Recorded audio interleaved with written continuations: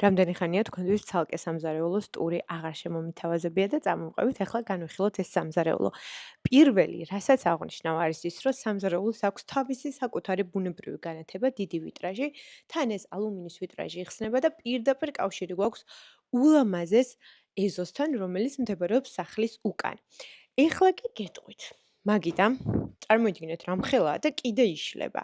მაგიძე ძალიან ლამაზია, ხი არის და თან ისეთი ფერი არის, რომ საერთოდ არ არის გამაღიზიანებელი და ამ ყველაფერთან ერთად თითქოს ბუნებრივი ფერია და ლარნაკები, რომელიც ვფიქრობ, რომ იდეალურად უხდება.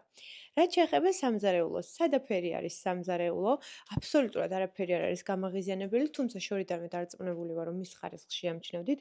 კერამოგრანიტის ფილა არის გამოყენებული, აქ არის ბუნებრივი ქვა და ჩაშენებული არის ყველაფერი. მექანიზმებიც არის ძალიან კარგი. მოდი ახლა ერთ-ერთი მათგანი შევამოწმოთ. ნახეთ.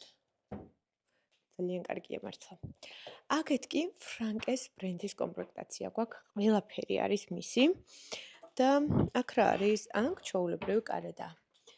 აქეთ კი რაც კერძო სახლში ყველას უნდა გქონდეთ და ყველა მინდა გაითვალისწინოთ, გვაქვს დიდი საკუჭნაო ოთახი, სადაც ყველაფერია, რაც სამზარეულოში აბსოლუტურად ზედმეტად გეჩვენებათ. კიდევ რა შეიძლება განვიხილოთ? ნუ აქაც ფრანკი არის, ნიჟარაც ფრანკესი არის. სადა დახვეწილი სამზარეულოა. ეს წითელი ფერი სხვათა შორის მინდა გითხრათ, რომ აცოცხლებს აქაურობას. მე ძალიან მომწონს და ვფიქრობ, რომ განსაკუთრებული აქცენტი მაინც ამ მაგიდას შემოაქვს ამ სამზარეულოში. თქვენ ახლა დამიწერეთ კომენტარებში, რას ფიქრობთ.